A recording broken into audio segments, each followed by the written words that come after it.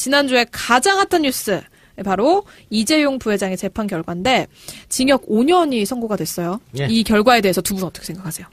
저는 뭐 이쯤 나올 줄 알았어요. 진짜요? 이쯤 나올 줄 알았는데. 항상 뭐 그럴 줄 알았대. 얘기했어 내가 정알바에서 7년 나올 거라고. 5에서 7년 나올 거라고 얘기했는데. 왜 판사 깔때기 이런 거 있었나요? 판사 깔때기 이런 거 있었나요? 그러니까 무죄는 나올 수가 없고요. 여론 때문에 판사가 아무리 해주고 싶어도 할 수가 없고. 그런데 또 중형을 못 내려. 왜 하필 5년을 선고받았을까? 왜 중형을 못 내려요? 중형 내리면은 2심 가서 그거 깎는다는 게 진짜 어렵거든. 그러니까 이게 지금 뇌물죄가 인정이 되면 최하 5년에서 뭐 최장 한 15년까지가 때릴 수가 있어요. 네. 그래서 최하 5년을 맞춘 거야. 라고 생각해요. 내 생각. 개인적 의견이지 뭐. 그래서 이제 이게 1심에서 5년을 때렸기 때문에 2심에서 그 3호 시스템 적용하면 집행유예 가능하다 이거지.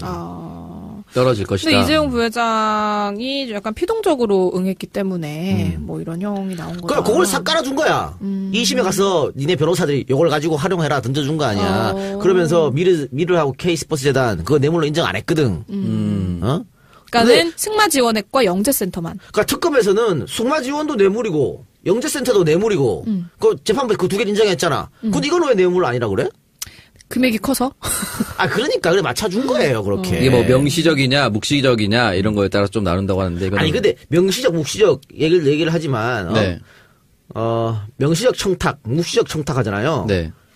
아니 웬 미친놈이 명시적으로 청탁하는 그 또라이가 어디 있어? 청탁할 때 야 사인해. 나 너 청탁한다. 사인해. 공증서 이렇게 하진 않죠 사실은. 누가 그렇게 해?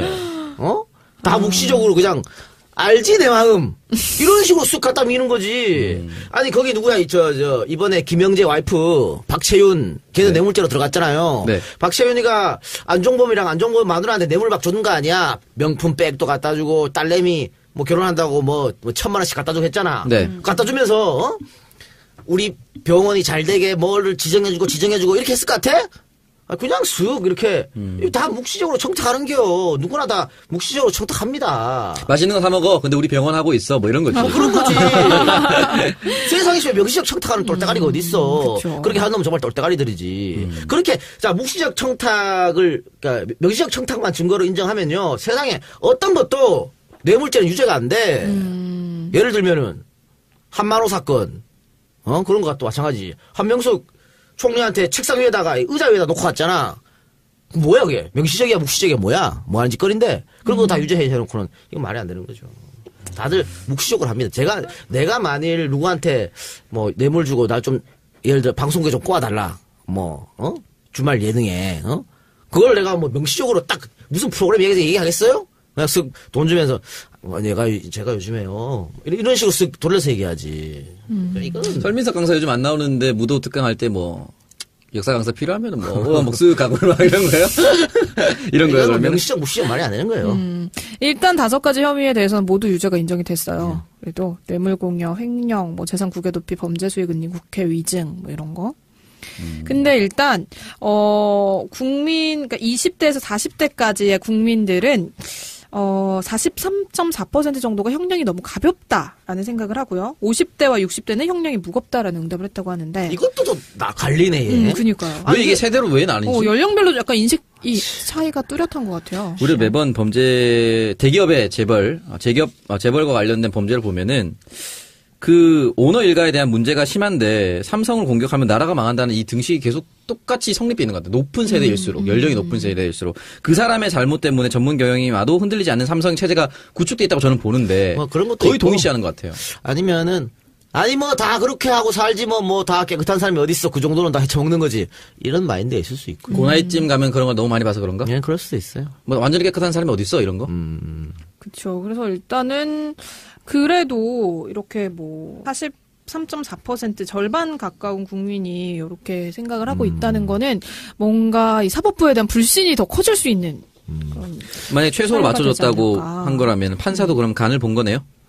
그건 모르죠. 그냥 제 생각이라는 거지. 어떻게 알아요, 판사? 우리가 추정하기로 간을 본 걸 수도 있는. 김진동 부장판사. 몰라, 내가 어떻게 알아. 그래서 일단 뭐 이번에 대법원장으로 지명이 된 김명수 대법원장 후보자에 대한 기대가 또 클 것 같은데. 근데 뭐 이거는 야당에서 발목 잡기도 하지 않을까. 뭐 그건 그런데 뭐 이거는 뭐 대법원장이 누가 되기가 상관없죠. 개별 독립적인 재판부에서 재판을 하는 거니까. 네. 2심은 아니 진짜 2심은 이거보다 더 높을 수도 있어요. 그러니까 그건 모르는 일이고 좀 더 지켜봐야 되는 거죠. 이 박범계 의원이 나와서 얘기했던 게 이제 뭐 2심 때 줄어들 수 있는 장량 감경에 대해서 얘기를 했었는데 이게 만약에 정상 참작에 대해서 줄어들려면 그 사람이 잘못에 대한 반성과 뉘우침이 있어야 되는데 지금 억울하다고 계속 얘기하고 있잖아요. 아니 그러니까 이번에 장량 감경을 안 했다고 네. 5년 때리면서 네. 그게 뭐냐 2심 가서 하라는 얘기잖아 장량 감경을 2심에 가갖고 재판장이 장량 감경을 하면은 집행유예로 나온다 이 말이야. 근데 장량 감경을 하려면 그 뉘우침과 반성이 있어야 된다고 했잖아요. 작전을 바꿀 수가 있는 거지 이제. 가서 아니 변호사들이 네. 지금 태평양이잖아. 네. 야 태평양 꺼져. 김현장 데리고 할 수도 있는 거고.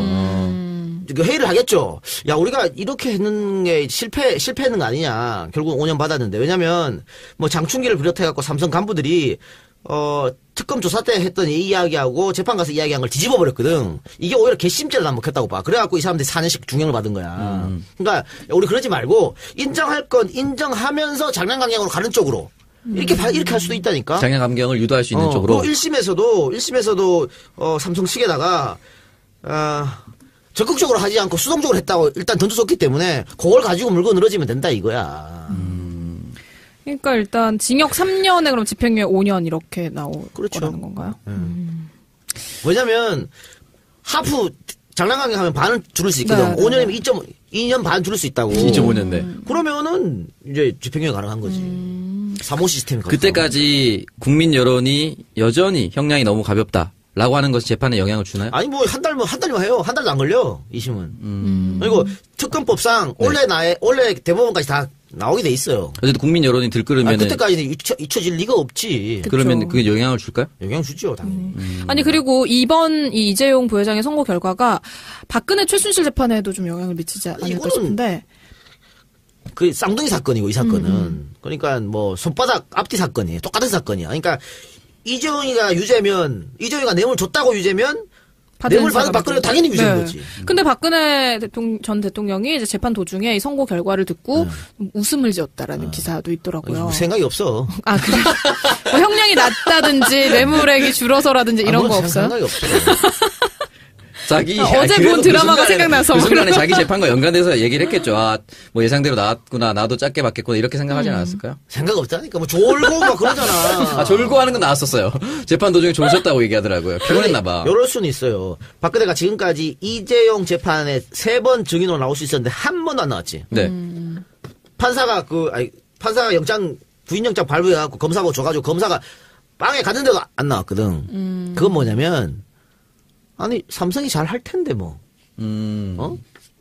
지그살길을 정관 예우 저 변호사 쓰고 잘 할 텐데 내가 굳이 가서 니네가 알아서 하라니. 근데 니네가 알아서 하라 그랬는데 유죄가 났잖아 뇌물이. 네. 그러니까 2심에서 이재용 증인에 또 부를 거거든. 박근혜를 네. 이번엔 나갈지도 몰라요. 이번엔 나가서 준 적 없습니다. 이게 할 수 있지 이번에는. 아, 쐐기를 박으려고. 직 살아야 돼 이제는. 그럼 이제 3호가 나오는 거예요? 아, 그러니까 이재용이가 3호 나오게 되면 박근혜도 형량이 줄어들 상이 높아지는 거죠. 그래서 일단 뇌물죄 같은 경우에도 지금 200매덕을 뇌물죄를 인정 안 해줬잖아. 그쵸. 그러니까 박근혜가 그만큼 받아쳐온 게 날아간 거니까. 그러니까 준 뇌물이 인정이 안 되면 받은 뇌물도 인정이 안 되는 그런 느낌. 근데 이제 핵심적인 건 조금 이런 건 있어요. 그 박근혜한테 이게 사실은 돈이 시식한 게 아니잖아. 최순실 씨한테 갔고 정유라한테 간 거잖아. 최순실 회사. 네. 그런데 재판부는 이거 공모로 봤거든, 공모. 그러니까는 뇌물죄가 되는 거야. 최순실은 공무원이 아니기 때문에 뇌물죄가 될 수가 없어요. 뇌물죄는 공모만 되는 거니까. 근데 둘이 공모했으니까 뇌물죄라고 했는데 특검에서 계속 했던 거는 공모가 아니고 경제적 공동체라 그랬거든. 이거 한 몸이다, 얘네들은 네. 경제적으로. 그러니까 최순실한테 돈 주면 자동으로 박근혜한테 돈 준 게 뇌물이 된다고 그랬는데 재판부는 경제적 공동체 말할 필요도 없어. 둘이 공모했으니까 라고 했다고. 근데 공모에 대한 증거가 빈약해요, 지금. 그래서 2심에 가서 이게 뒤집어질 수 있다고 얘기하는 거거든. 그렇기 때문에 특검에서 이 공모 부분, 1심에서 인정한 공모 부분을 확실하게 해주면서 증거 보강해야 되고 또 하나는 그 미르재단 K스포재단 요거를 무죄 받은 걸 뒤집을 수 있는 특검도 지금 계속 보강하고 해야 됩니다. 해야 되는데 이번에 또 오늘 뭐 캐비넷에 또 나왔다며. 네. 컴퓨터에서 나왔다며 이번에는. 네. 그런 것들이 다 뭐 도움이 되겠죠. 그러니까 일단은 뭐 특검과 이재용 부회장 양측이 모두 즉각 항소 의지를 밝혔기 때문에 이재용 부회장의 재판은 2라운드로 넘어가게 될 것 같습니다. 2라운드 넘어가요. 네. 부디 2심 재판에서는 한번 그냥 좀 우리가 기대하는 결과가 좀 나올 수 있습니다. 저 때는 그걸 보고 싶어요? 아니요. 그런 건 아니고. 국민들의 눈높이에 맞는 판결을. 삼성 행사 많아요? 네. 국민들의 눈높이에 맞는 판결을 한번 해주시길 기대해 보겠습니다. 삼성 관련 행사 했었죠? 아니요. 네, 다음 주제로 빨리 넘어가야겠네요. 네, 안철수 씨가 결국 국민의당 대표로 선출이 됐습니다. 이제 안철수 대표인데, 일단 뭐 안철수 대표가 대표에 출마를 한다는 게 약간 상식적이지 않지 않나요? 예. 요즘 상식적이지 않은 일이 너무 많이 일어나요. 그런 후보를 또 지지한 국민의당 당원들. 참, 어떻게 생각을 하세요? 안철수 당이니까, 거기는. 안철수 당이니까. 이 정당의 미래가 없다는 게 다시 한 번 더 드러난 것 같아요. 물론 다른 후보군이 좋았다라고 얘기할 수도 없지만, 이현주 후보도 나와서. 근데 이게 결국은 정당의 주인은 당원이고, 당원이 있는 이유는 나의 요구와 불만사항을 정당에 전달해서 내 삶을 바꾸는 걸로 하기 위해서 이제 정당 정치가 있는 건데, 여기는 진짜 안철수가 아니면 안 되는 정당인 것 같아요. 그러니까 아직도 과반을 넘겨서 나머지 후보 다 합쳐도 안 되는, 훨씬 더 넘는 표로 당선이 돼서 당을 다시 한 번 더 이끌게 됐죠. 뭐, EJ 팬만으로 내가 당을 만들면, 난 뭐, 종신 당대표지. 안 그렇겠어? 뭐래도. 뭐 그런 거지. 거의 그런 거죠. 일단은 뭐 이 당선 수락 연설에서 안철수 대표가 싸우겠다라는 말만 11번을 했거든요. 감도 없는 것 같아요. 그러니까는 이제 선명야로 거듭나겠다. 우리 방송 나오라 그래요. 그러니까 선명야 한번 해주셔야겠네. 선명야는 어떻게 하는지 가르쳐 주세요. 일단 5%의 지지율을 벗어나는 게 가장 큰 문제가 아닐까 싶어요. 그러니까 좀 안철수 대표 글쎄요. 안철수 대표가 이제 됐는데 지방선거가 10개월 남았죠? 네. 뭐 10개월, 9개월 남았는데 누가 봐도 지는 거 아니야? 그렇죠. 어떻게 하려 저런지 절대 안 되겠죠. 지면은 대표 사퇴해야지 그럼 뭐 또. 뭐 때문에 한치 앞을 못 내다보는 정치를 하고 있다. 그리고 안철수 대표가 돼서 앞으로 어떻게 할 것 같아요? 자유한국당하고 손잡고 정부 어떤 개혁 정책에 반대하는 순간 낙인 찍히거든. 저 똑같은 것들 문재인 정부 협조해. 이렇게 특히 호남에서 그렇게 할 거라고. 갈 데가 없어.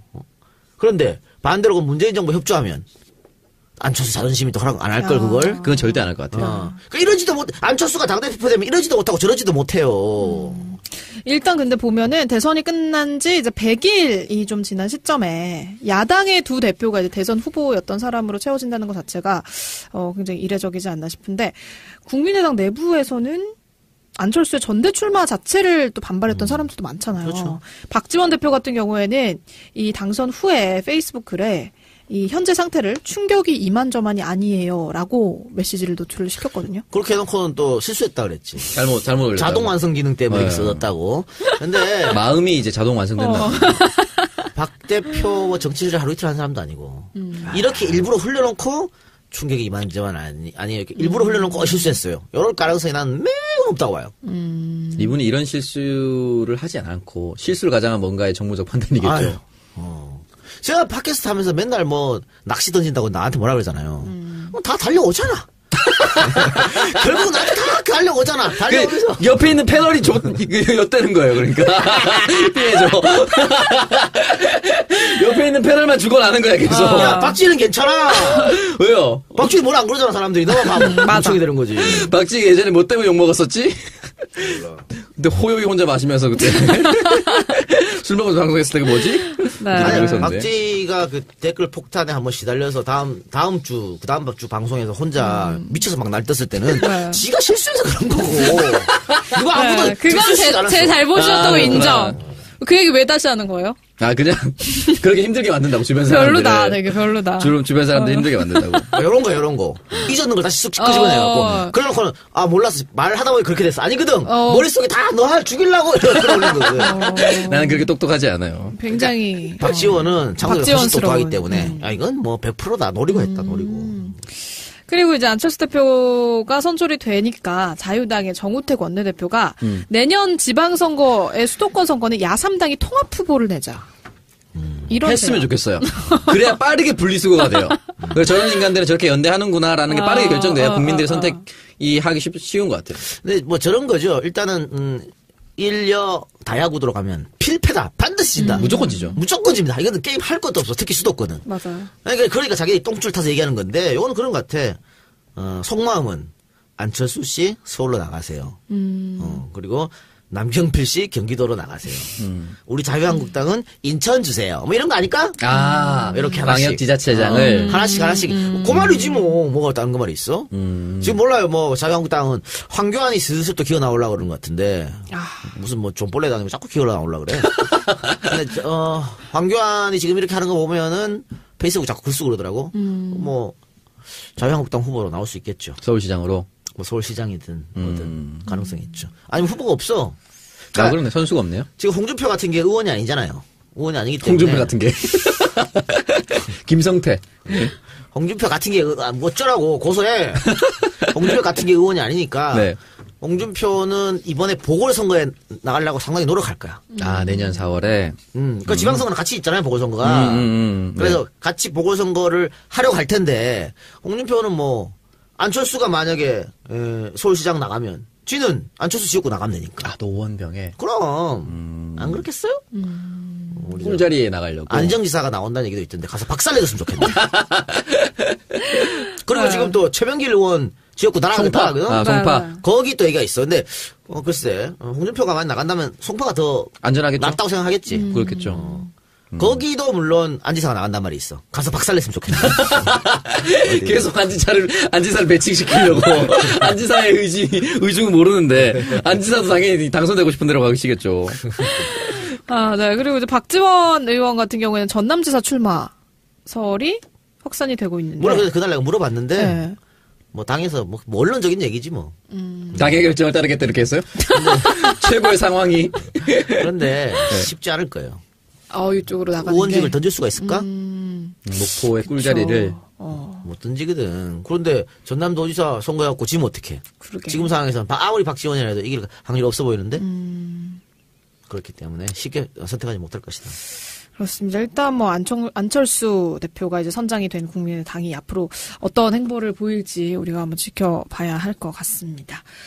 자, 벌써 다음 주제로 또 넘어갈 시간이 됐네요. MBC와 KBS 얘기를 좀 해보려고 하는데, MBC는 일단 저희 녹음 날짜 기준으로 내일까지 총파업 투표를 진행을 하고 있고요. KBS도 이제 기자협회 소속 기자들이 저희가 녹음 중인 월요일 0시부터 제작 거부에 돌입을 했습니다. 양대 공영방송의 구성원들이 방송 정상화를 시키기 위한 투쟁을 시작을 했는데, 이게 앞으로 어떻게 될까요? 그러니까 이거 쉽지 않은 선택이에요. 어떤 분들은 지금까지 뭐 했다 이러는데 그런 게 아닙니다. 내부에서 투쟁 많이 했고요. 많이 했어요. 많이 잘려나간 사람 또 그거 알잖아, 스케이트장으로. 스케이트 치고 있고 이게 뭐한 짓이야. 기자, PD, 아나운서, 스케이트장 관리원으로. 그러니까 내부에서 계속 투쟁을 했었고 또 지금 파업 하잖아요. 네.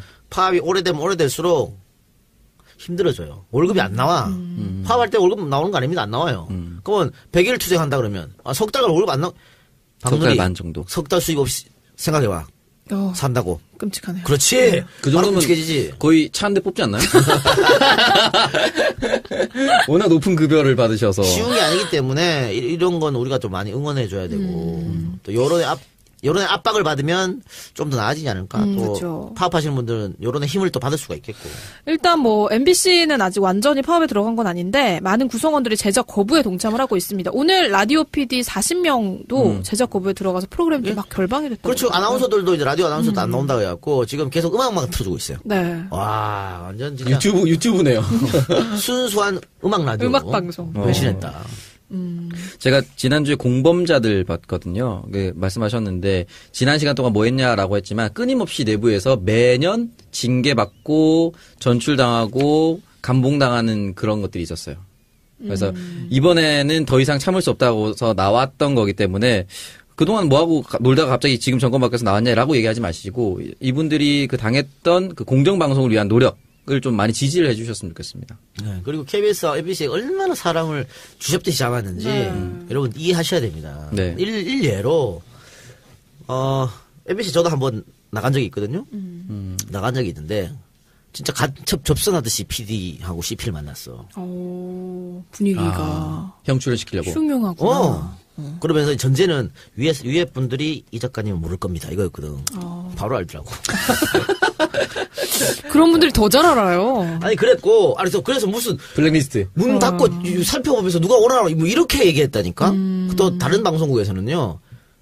그 밤에 내가 들어갔다가 누가 날 봤나 봐. 그래서 다음 날은 방송국 앞 지하에서 지하? 그렇게 만났다니까. 그러니까 그러니까 내가 뭐라고? 그러니까 나 같은 놈들한테도 그렇게 대접했으면 안에 있는 사람들이 제 말, 그러니까 똑바른 말 하기 얼마나 힘들었을까 생각이 많이 드는 거지. 그렇습니다. 그래서 일단 그 MBC 법무팀장도 사표를 제출을 했고 MBC 같은 경우에는 그리고 보직 간부들이 줄줄이 이제 보직을 내던지면서 노조에 가입을 하고 있다고 하네요. 지금 상황이. 그러니까 이제 그 사람들 뭐 광복 한 이틀 전에 넘어오는 거 뭐 이런 걸 수도 있고. 어쨌든 문제는 경영진 수뇌부가 안 나오고 있다는 거잖아. 네. 김장겸이 뭐 글 썼더만 난 못 내려가겠다 이렇게. 네. 그런 거는 그럼 못 내려고 머리채 잡고 그거 내야 되는데. 그러니까. 절대 퇴진하지 않겠다라면서. 임기가 보장된 거라 어떻게 그러니까 제도적으로는 지금 당장 끌어내릴 수 있는 방법이 방법이 왜 없어? 찾으면 다 있지. 궁합은 통하는 법이고. 어떻게 해요? 나한테 맡겨주시기 바랍니다. 마구잡이로 칼을 흔들어드리겠습니다. 어쨌든 김장겸 사장 퇴진을 얘기하는 건 이명박 정부 때부터 시작해서 이분이 보도본부장이었습니다. 그래서 그때부터 다 이제 보도를 통제하고 정권에 유리한 방송만 내보냈고 고대영 사장도 KBS에서 마찬가지 역할을 했던 거예요. 그렇기 때문에 그 사람들이 사장이 됐을 때 하나도 바뀌지 않은 상태에서 친정권에게 유리한 그 당시 보수 정권에게 유리한 방송만 내보냈기 때문에 공정방송이 다 어그러진 거죠. 미친놈들이야. 어떤 간부는 그랬대. 그 기장가 PD 그 고향 순천이라 그러니까 홍원에 두라이 새끼들이지 그거. 그런 것들이 간부라고 차한테 자빠졌으니까. 큰일입니다. 네, 그래서 일단은 뭐 노조 가입자 수가 MBC 같은 경우 이번에 800명까지 떨어졌다가 1000명을 다시 돌파를 했다고 해요. 그러면서 방송 정상화 투쟁에 다 같이 힘을 합치는 움직임을 보이고 있는데 일단 고초를 당한 구성원들 입장에서는 뭐 서운함도 좀 있을 것이고 다 같이. 근데 아까 왜 제가 뭐 독립 이틀 전에 넘어온 사람이었잖아요. 근데 아직도 안 넘어오고 거기서 개긴 애들이 있어. 맞아요. 뭐 유명한 아나운서도 있고. 내가 아까 물어봤잖아요. 카톡으로. 아니 걔 아냐고. 걔도 그렇다 그러더라고. 아 진짜? 그래서 내가 물어본 거야. 신입 아나운서가? 아니 아까 카톡으로 누구냐고 물어봤잖아요. 아 그래요? 그래서 물어본 거였구나. 그 사람 MBC에 그런 아나운서가 있어요? 한둘이겠어요? 더 이상 말하지 마요. 아니 그 이름을 가진 아나운서. 네. 나 왜 모르지? 뭐 네가 다 알진 않잖아요. 다 알아요? 거의 다 알긴 할 텐데. 아닌가 보네. 네, 일단 뭐 안타깝네요. 그런 분들 보면. 뭐 안타까워. 이제 벌 받을 시간이지 이제. 벌을 끝까지 받겠다고 거기 있는 건가? 지금이라도 넘어오면은 좀 욕은 덜 먹을 텐데. 몰라. 야, 넘어와서 벌 안 받는 사람이 더 싫어요. 다소가 내야 돼요. 맞아. 그리고 이제 KBS도 오늘부터 기자협회 소속 기자들이 제작업에 들어갔다라는 뉴스가 올라왔습니다. 그래서 31일부터는 PD협회 소속 PD들의 제작 거부도 이어질 거라고 하는데 그럼 방송 차질이 이제 더 불가피해지는 거네요. 상황이. 그러면서 이제 정치권 쪽으로도 방송 개혁에 대한 논란이 이어지고 있는데 문재인 대통령이 지난 방통위 등에 대한 업무보고 자리에서 현재 국회에 계류 중인 방송법 개정안을 재검토하라라는 지시를 했다고 합니다. 그러면서 또 야당이 반발을 하고 있는데 이에 대해서 뭐 토론을 해보자는 거였지 재검토를 지시한 건 아니다라는 또 얘기가 나오고 있어요. 야당 새끼들은 맨날 반발이지 뭐. 봅시다. 근데 이게 뭐냐면 이제 민주당이 야당일 때 이제 민주당 주도로 낸 법안이에요. 그러니까 지금 같은 경우에는 그 여당이 훨씬 많아. 여당 추천 인사가 훨씬 많죠. 그렇기 때문에 여당 마음대로 해요. 사장 임명할 때도 그렇고 이사진 마음대로 하니까 민주당에서 이러면 안 된다. 그래서 누가 집권을 하든 공평하게 하자 해가지고 그 여당과 야당이 비슷하게 한 명 정도 차이 나게끔 이사진을 구성하고 다수결로 다수결이 아니고 3분의 2가 찬성하게끔 됐거든. 사장은 사장을 이렇게 해서 지금 법안을 냈는데 이것도 자유한국당이 반대했어요. 둥신들이지. 정권이 교체했는데 왜 반대해? 나 같으면 빨리 통과했을 거야 이거를. 그래서 뭐 정부에서 뭐 누굴 사장으로 임명하려면 안 돼! 3분의 2 해야 되지! 그걸 못하는 거 아니야. 근데 멍청한 새끼들이 정부에서 하는 거 무조건 반대하니까 이거 반대했거든. 그러니까 지금까지 통과가 안 됐단 말이야. 통과가 안 됐는데 대통령이 이거 다시 한번 뭐 검토해봐라 라고 하니까 야당에서 또 지랄하는 거지. 아니 니들이 민주당일 때 하자고 해놓고 이제 정권 잡으니까 뭐 많이 바뀌었어? 또 이러는 건데 몰라. 저는 뭐 문 대통령의 깊은 뜻을 알 수가 없습니다만. 그러니까 이게 사실 지금 정부 여당에 굉장히 유리한 내용으로 되어 있는 거잖아요. 지금 유리한 게 아니죠. 지금 현행법은 유리한데 현행방송법 바꾸는 게 유리한 게 아니죠. 그러니까 문 대통령이 아마 좀 더 유리하게 바꿔라 정부 쪽으로 이런 말 던진 것 같은데 아마 이런 건 이런 것 같아. 야 니네 요거라도 통과 안 시켜주면 아예 예전처럼 확 돌려버린다. 이러지 않았을까? 그런 마음이 있지 않았을까? 그런 어떤 큰 그림을 어떻게 좀 실드가 됐나? 빅픽처. 네. 늘 빅픽처를 생각하시는 분입니다. 그럼. 그래서 야당은 무조건 반대하니까 뭐 신경 쓰지 말고 밀어붙여요. 이 방송 문제는 밀어붙이지 않으면 해결이 나지 않습니다. 이건. 네, 일단 뭐 이번에 이렇게 진행이 될 공영방송의 정상화와 방송 개혁은 언론이 좀 권력에서 자유롭게 독립이 돼서 언론 본연의 임무를 수행할 수 있는 환경을 만드는 거잖아요. 그런 계기가 좀 될 수 있길 기대를 해보겠습니다. 자, 그리고 다음 주제로 또 넘어갈게요. 이 작가님하고도 악연이 있는 분이에요, 이분이. 신현희 강남구청장님. 날 건드리면 다 족대는 거야. 이 작가 조지 몰라? 다 죽는 거야. 아니, 이분이 이제 횡령과 배임 혐의로 고발된 사건 관련해서 이 강남구청의 어떤 간부가 전산실 서버의 전산 자료를 직접 삭제했다라는 보도가 나왔었는데, 이와 관련해서 여선웅 강남구 의원이 이 자료 삭제 현장에 신현희 구청장이 함께 있었다라는 주장을 했거든요. CCTV도 공개가 됐어요. 딱 걸렸죠. 그러니까 배후 조종이 아니고 적극적으로 가담해서 조종한 거예요. 그러니까 삭제하고 증거를 인멸하는 그 자리에 신현희가 같이 있어가지고 지시했다는 거잖아. 아니 큰일 났네 신현희 진짜. 박살났네. 권력을 이게 미친 듯이 드는 지금 거죠. 내부 고발자에 의해서 나온 거죠. 한 양심적인 직원 덕분에. 그건 그렇고 네. 여선웅 의원 말이지. 여선웅 의원도 정발이 들어가지 않았어? 들어왔습니다. 뭐하냐. 나 참 진짜. 정치 안 한다니까. 안 되니까 안 한다고 하는 거지. 여선웅이 훨씬 낫다. 인물도 훨씬 좋건 이보다. 인물은 아니죠. 정치 감각도 이보다 훨씬 나. 그거는 인정하겠습니다. 아주 감각이 뛰어나시더라고요. 그래서 일단 이번 전산 자료 삭제 관련해서 이 해당 직원이 불이익을 당할 수도 있지 않을까 하는 생각이 들긴 하는데, 뭘 불이익하지? 신현이 끝났는데 이제 아웃이야 신현이. 네, 해당 직원이 이제 증거인멸 지시를 거부했었죠. 거부하고 이제 과장이 직접 삭제하고 대동해서 가긴 했는데 뭐 일단 공무원이라서 뭐. 근데 이게 사실이면 바로 구속해야 되는 거 아니에요? 뭐 지금 뭐 일단은 뭐 재판 중에 검찰 조사 중인가요? 지금 있으니까 바로 어떻게 결정이 날 거예요. 네, 어쨌든 이 작가님을 건드리면 안 된다는 그럼. 거. 이번 사건을 통해서 또 깨닫습니다. 저주라니까 저주. 예상대로 나왔구나, 나도 짧게 받겠구나 이렇게 생각하지 않았을까요? 생각 없다니까 뭐 졸고 막 그러잖아. 졸고 하는 건 나왔었어요. 재판 도중에 졸으셨다고 얘기하더라고요. 피곤했나봐. 이럴 수는 있어요. 박근혜가 지금까지 이재용 재판에 3번 증인으로 나올 수 있었는데 한 번도 안 나왔지. 네. 판사가 부인영장 발부해갖고 검사하고 줘가지고 검사가 빵에 갔는데도 안 나왔거든. 그건 뭐냐면 아니 삼성이 잘 할 텐데 뭐.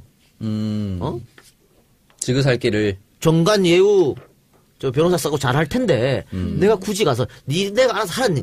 근데 니네가 알아서 하라 그랬는데 유죄가 났잖아 뇌물이. 네. 그러니까 2심에서 이재용 증인에 또 부를 거거든. 박근혜를. 네. 이번엔 나갈지도 몰라요.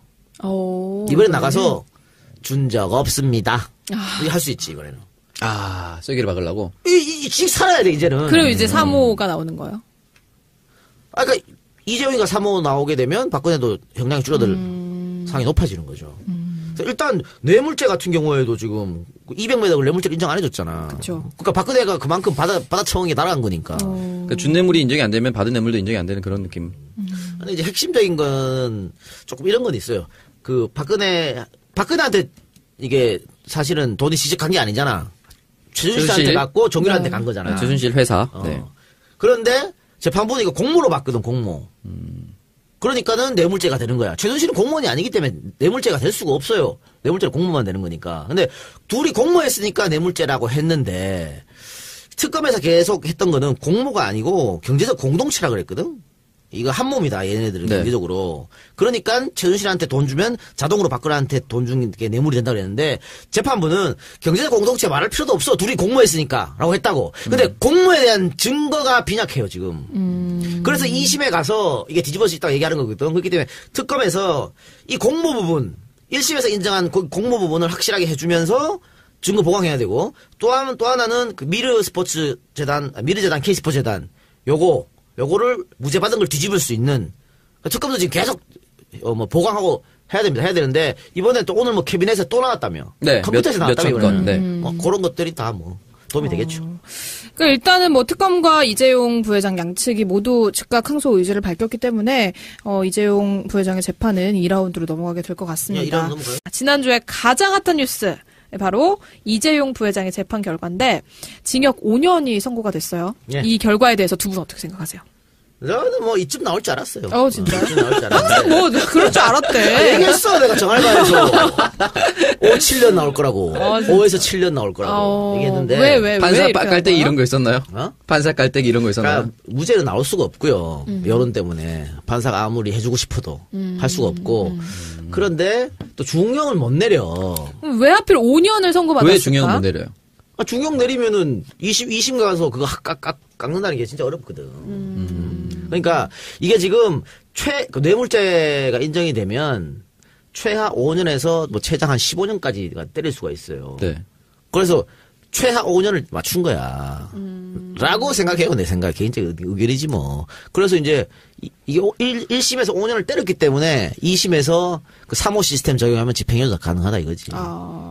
떨어질 것이다. 근데 이재용 부회장이 약간 피동적으로 응했기 때문에 뭐 이런 형이 나온 거다. 그걸 싹 깔아준 거야. 2심에 가서 니네 변호사들이 요걸 가지고 활용해라 던져준 거 아니야. 그러면서 미르하고 K스포츠 재단 그거 뇌물로 인정 안 했거든.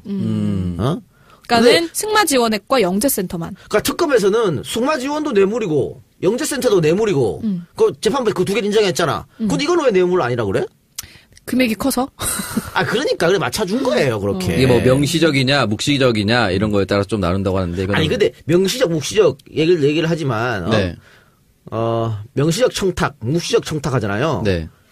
아니 웬 미친놈이 명시적으로 청탁하는 그 또라이가 어딨어. 그러니까. 청탁할 때 야 사인해. 나 너 청탁한다. 사인해. 공증서 이렇게 하진 않죠 사실은. 누가 그렇게 해. 다 묵시적으로 그냥 알지 내 마음 이런 식으로 쑥 갖다 미는 거지. 아니 거기 누구야 이번에 김영재 와이프 박채윤 걔도 네. 뇌물죄로 들어갔잖아요. 네. 박채윤이가 안종범 마누라한테 뇌물 막 줬는 거 아니야. 명품 백도 갖다 주고 딸내미 뭐 결혼한다고 뭐 1,000만 원씩 갖다 주고 했잖아. 네. 갖다 주면서 우리 병원이 잘 되게 뭐를 지정해주고 이렇게 했을 것 같아? 그냥 쓱 이렇게 다 묵시적으로 청탁하는겨. 누구나 다 묵시적으로 청탁합니다. 맛있는 거 사 먹어. 근데 우리 병원 하고 있어. 뭐 이런 거지. 그런 거지. 세상에서 명시적 청탁하는 똘대가리가 어딨어. 그쵸. 그렇게 하는 놈은 정말 똘파를 하는 거니까. 네. 2심은 진짜 2심은 이거보다 더 높을 수도 있어요. 그러니까 그건 모르는 일이고 좀 더 지켜봐야 되는 거죠. 이 박범계 의원이 나와서 얘기했던 게 이제 뭐 2심 때 줄어들 수 있는 장량 감경에 대해서 얘기를 했었는데 이게 만약에 정상 참작에 대해서 줄어들려면 그 사람이 잘못에 대한 반성과 뉘우침이 있어야 되는데 지금 억울하다고 계속 얘기하고 있잖아요. 아니 그러니까 이번에 장량 감경을 안 했다고 네. 5년 때리면서 네. 그게 뭐냐 2심 가서 하라는 얘기잖아. 장량 감경을 2심에 가갖고 재판장이 장량 감경을 하면은 집행유예로 나온다 이 말이야. 근데 장량 감경을 하려면 그 뉘우침과 반성이 있어야 된다고 했잖아요. 작전을 바꿀 수가 있는 거지 이제. 가서 아니 변호사들이 네. 지금 태평양이잖아. 네. 야 태평양 꺼져. 김회장 데리고 할 수도 있는 거고. 회의를 하겠죠. 야 우리가 이렇게 했는 게 실패했는 거 아니냐. 결국 5년 받았는데. 왜냐면 뭐 장충기를 비롯해갖고 삼성 간부들이 특검 조사 때 했던 이 이야기하고 재판 가서 이야기한 걸 뒤집어 버렸거든. 이게 오히려 괘씸죄를 남복했다고 봐. 그래갖고 이 사람들이 4년씩 중형을 받은 거야. 그러니까 우리 그러지 말고 인정할 건 인정하면서 장량감경으로 가는 쪽으로. 이렇게 할 수도 있다니까. 장량 감경을 유도할 수 있는 쪽으로. 1심에서도 삼성 측에다가 적극적으로 하지 않고 수동적으로 했다고 일단 던져줬기 때문에 그걸 가지고 물고 늘어지면 된다 이거야. 그러니까 일단 징역 3년에 그럼 집행유예 5년 이렇게 나올 그렇죠. 거라는 건가요? 왜냐면 하프 장량감경 하면 반은 줄일 수 있거든. 네, 네, 5년이면 2년 반 줄일 수 있다고. 2.5년 내. 그러면은 이제 집행유예 가능한 거지. 3호 시스템이 그때까지 국민 여론이 여전히 형량이 너무 가볍다라고 하는 것이 재판에 영향을 주나요? 아니 뭐 한 달만 해요. 한 달도 안 걸려 2심은. 그리고 특검법상 원래 대법원까지 다 나오게 돼 있어요. 어쨌든 국민 여론이 들끓으면 그때까지는 잊혀질 리가 없지. 그러면 그게 영향을 줄까요? 영향 주죠 당연히. 아니 그리고 이번 이 이재용 부회장의 선고 결과가 박근혜 최순실 재판에도 좀 영향을 미치지 않을까 이거는 싶은데. 그 쌍둥이 사건이고 이 사건은. 그러니까 뭐 손바닥 앞뒤 사건이에요. 똑같은 사건이야. 그러니까 이재용이가 뇌물 줬다고 유죄면 뇌물 받으려 당연히 유죄인 거지. 근데 박근혜 전 대통령이 이제 재판 도중에 이 선고 결과를 듣고 웃음을 지었다라는 기사도 있더라고요. 생각이 없어. 아, 그래. 뭐 형량이 낮다든지 뇌물액이 줄어서라든지 이런 거 없어요? 생각이 없어. 자기 어제 본 드라마가 생각나서 그 순간에 자기 재판과 연관돼서 얘기를 했겠죠. 네. 부디 2심 재판에서는 한번 그냥 좀 우리가 기대하는 결과가 좀 나올 수 있습니다. 좆대를 걸 보고 싶어요? 아니요. 그런 건 아니고. 국민들의 눈높이에 맞는 판결을. 삼성 행사 많아요? 네. 국민들의 눈높이에 맞는 판결을 한번 해주시길 기대해 보겠습니다. 삼성 관련 행사 했었죠? 아니요. 네, 다음 주제로 빨리 넘어가야겠네요. 네, 안철수 씨가 결국 국민의당 대표로 선출이 됐습니다. 이제 안철수 대표인데, 일단 뭐 안철수 대표가 대표에 출마를 한다는 게 약간 상식적이지 않지 않나요? 예. 요즘 상식적이지 않은 일이 너무 많아요. 그런 후보를 또 지지한 국민의당 당원들. 참, 어떻게 생각을 하세요? 안철수 당이니까, 거기는. 안철수 당이니까. 이 정당의 미래가 없다는 게 다시 한 번 더 드러난 것 같아요. 물론 다른 후보군이 좋았다라고 얘기할 수도 없지만, 이현주 후보도 나와서. 근데 이게 결국은 정당의 주인은 당원이고, 당원이 있는 이유는 나의 요구와 불만사항을 정당에 전달해서 내 삶을 바꾸는 걸로 하기 위해서 이제 정당 정치가 있는 건데, 여기는 진짜 안철수가 아니면 안 되는 정당인 것 같아요. 그러니까 아직도 과반을 넘겨서 나머지 후보 다 합쳐도 안 되는, 훨씬 더 넘는 표로 당선이 돼서 당을 다시 한 번 더 이끌게 됐죠. 뭐, EJ 팬만으로 내가 당을 만들면, 난 뭐, 종신 당대표지. 안 그렇겠어? 뭐래도. 뭐 그런 거지. 거의 그런 거죠. 일단은 뭐 이 당선 수락 연설에서 안철수 대표가 싸우겠다라는 말만 11번을 했거든요. 감도 없는 것 같아요. 그러니까는 이제 선명야로 거듭나겠다. 우리 방송 나오라고. 그러니까 선명야 한번 해주셔야겠네. 선명야는 어떻게 하는지 가르쳐 줘. 일단 5%의 지지율을 벗어나는 게 가장 큰 문제가 아닐까 싶어요. 그러니까 좀 안철수 대표 글쎄요. 안철수 대표가 이제 됐는데 지방선거가 10개월 나왔죠? 네. 뭐 10개월, 9개월 나왔는데 누가 봐도 지는 거 아니야? 그렇죠. 어떻게 하려 저런지 절대 안 되겠죠. 지면 대표 사퇴해야지 그럼 뭐 또. 뭐 때문에 한치 앞을 못 내다보는 정치를 하고 있다. 그리고 안철수 대표가 돼서 앞으로 어떻게 할 것 같아요? 자유한국당하고 손잡고 정부 어떤 개혁 정책에 반대하는 순간 낙이 찍히거든. 저 똑같은 것들 문재인 정부에 협조해. 이렇게 특히 호남에서 그렇게 할 거라고. 갈 데가 없어. 그런데 반대로 문재인 정부 협조하면 안철수 자존심이 또 허락 안 할 걸 그걸. 그건 절대 안 할 것 같아요. 그러니까 이러지도 못. 안철수가 당대표 대가리들이지. 그렇게 묵시적 청탁을 그러니까 명시적 청탁만 증거로 인정하면요 세상에 어떤 것도 뇌물죄는 유죄가 안 돼. 예를 들면은 한만호 사건, 그런 것도 마찬가지. 한명숙 총리한테 책상 위에다가 의자 위에다 놓고 갔잖아. 뭐야 그게? 명시적이야 묵시적이야 뭐야? 뭐 하는 짓거리인데 그런 거 다 유죄해놓고는 이거 말이 안 되는 거죠. 다들 묵시적으로 합니다. 내가 만일 누구한테 뭐 뇌물 주고 날 좀 예를 들어 방송국에 좀 꼬아달라. 주말 예능에, 그걸 내가 뭐 명시적으로 딱 무슨 프로그램 얘기하겠어요? 그냥 쓱 돈 주면서 제가 요즘에요. 이런 식으로 쓱 돌려서 얘기하지. 이거는 설민석 강사 요즘 안 나오는데 무도 특강 할 때 뭐 역사 강사 필요하면 쓱 가고 막 이런 거요? 이런 거요, 그러면? 명시적, 묵시적 말이 안 되는 거예요. 일단 5가지 혐의에 대해서는 모두 유죄가 인정이 됐어요. 그래도 뇌물공여, 횡령, 뭐 재산 국외 도피, 범죄 수익 은닉, 국회 위증, 뭐 이런 거. 근데 일단, 그러니까 20대에서 40대까지의 국민들은, 43.4% 정도가 형량이 너무 가볍다라는 생각을 하고요. 50대와 60대는 형량이 무겁다라는 응답을 했다고 하는데. 이것도 좀 갈리네, 얘. 그니까요. 왜 이게 세대로 왜 나뉘지? 연령별로 약간 이 차이가 뚜렷한 것 같아요. 우리 매번 대기업의 재벌과 관련된 범죄를 보면은, 오너 일가에 대한 문제가 심한데 삼성을 공격하면 나라가 망한다는 이 등식이 계속 똑같이 성립되는 것 같아요. 높은 세대일수록 연령이 높은 세대일수록 그 사람의 잘못 때문에 전문 경영이 와도 흔들리지 않는 삼성 체제가 구축돼 있다고 저는 보는데 뭐 그런 것도 거의 있고. 동의시하는 것 같아요. 아니 뭐 다 그렇게 하고 살지 뭐 다 깨끗한 사람이 어디 있어 그 정도는 다 헤쳐먹는 거지 이런 마인드에 있을 수 있고. 그 나이쯤 가면 그런 걸 너무 많이 봐서 그런가? 예, 그럴 수도 있어요. 뭐 완전히 깨끗한 사람이 어디 있어 이런 거? 그렇죠. 그래서 일단은 그래도 이렇게 뭐 43.4% 절반 가까운 국민이 이렇게 생각을 하고 있다는 거는 뭔가 이 사법부에 대한 불신이 더 커질 수 있는 그런 만약에 최소를 맞춰줬다고 않을까. 한 거라면 판사도 그럼 간을 본 거네요? 아, 그건 모르죠. 그냥 제 생각이라는 거지. 어떻게 알아요, 판사? 우리가 추정하기로 간을 본 걸 수도 있는. 김진동 부장판사. 몰라, 내가 어떻게 알아. 그래서 일단 뭐 이번에 대법원장으로 지명이 된 김명수 대법원장 후보자에 대한 기대가 또 클 것 같은데. 근데 뭐 이거는. 야당에서 발목 잡기도 하지 않을까. 뭐 그건 그런데 뭐 이거는 뭐 대법원장이 누가 되기가 상관없죠. 개별 독립적인 재판부에서